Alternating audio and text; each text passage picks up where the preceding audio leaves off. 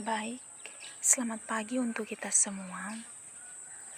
Perkenalkan, nama saya Maria Florida Lurukelau. Saya salah satu mahasiswi dari Universitas Nusa Cendana, Fakultas Pertanian, Program Studi Agroteknologi semester 1 tahun 2020-2021. Di video berikut ini, saya menjelaskan sedikit tentang revolusi hijau. Masuk pada poin yang kita bahas. Yang pertama, pengertian pokok. Pengertian pokok yang pertama yaitu revolusi hijau atau Green Revolution adalah pengembangan teknologi pertanian untuk meningkatkan produksi tanaman pangan, terutama tanaman serelia atau bahan makanan pokok seperti padi, jagung, kentang, gandul, dan lain-lain. Yang kedua, metode yang ditempuh revolusi hijau dapat berbagai seperti memperkenalkan tanaman baru, pupuk, peningkatan irigasi, perlindungan tanaman dari serangan hama, pengenalan varietas tanaman jenis unggul. Pengertian pokok. Ada 4 ciri-ciri revolusi hijau. Yang pertama, tumbuhan yang ditanam khusus, menggunakan bibit unggul, pengolahan tanah yang maju, penggunaan teknologi modern. Kelebihan revolusi hijau baru. Petani disediakan kredit untuk membeli benih unggul dan sarana produksi.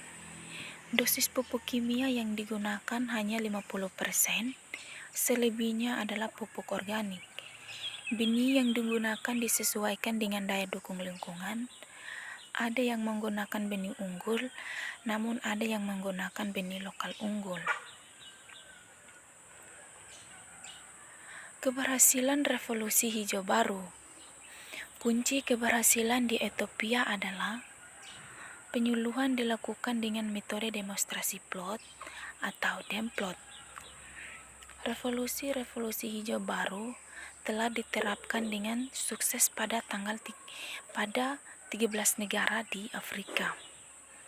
Di Ethiopia, introduksi teknologi terbukti dapat meningkatkan produksi serelia yaitu dari 6 juta ton pada tahun 1994 1995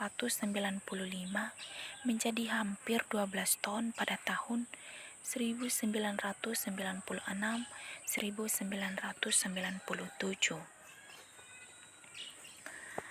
Kekurangan revolusi hijau baru.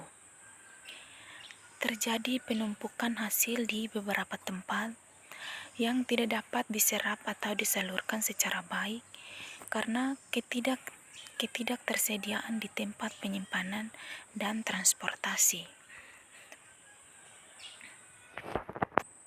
Yang berikut revolusi hijau di Indonesia.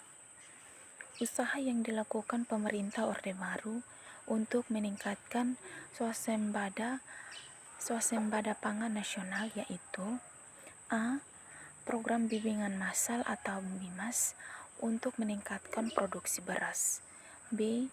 Program intensifikasi massal atau IMAS yang merupakan kelanjutan BIMAS. C.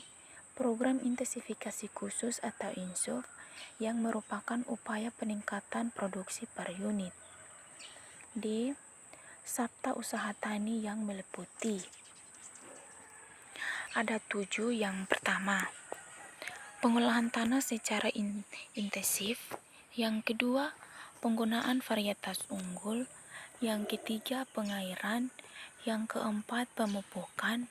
Yang kelima, pemberantasan hama.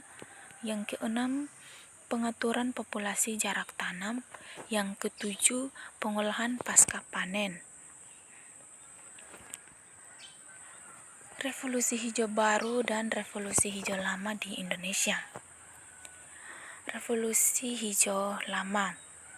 Program BIMAS di Indonesia yaitu suatu upaya untuk meningkatkan produksi pangan dengan penanaman tanaman padi dengan keragaan pendek dan mempunyai bulir banyak, seperti menggunakan dosis pupuk tinggi untuk mendapatkan hasil maksimum. Revolusi hijau baru bertujuan untuk mencapai hasil aktual mendekati hasil maksimum dengan menggunakan pupuk sebanyak yang dibutuhkan dan tidak menimbulkan kerusakan lingkungan. Pemilihan ditunjukkan untuk mendapatkan varietas yang sesuai dengan lingkungan atau hama, penyakit, tanah marginal. Revolusi hijau baru adalah penerapan teknologi pertanian disesuaikan dengan kondisi lingkungan. Dampak revolusi hijau. Ada 2 dampak, yaitu yang pertama dampak positif. Dampak positif terdiri dari 4. Yang pertama, meningkatkan produksi pertanian atau perkebunan. Yang kedua, berkembang industri pertanian. Yang ketiga, memenuhi kebutuhan pangan. Yang keempat, kualitas tanaman pangan semakin meningkat. Yang kedua, dampak negatif. Ada 6 dampak negatif. Yang pertama, berbagai organisme penyubur tanah musnah. Yang kedua, kesuburan tanah merosot atau tandus.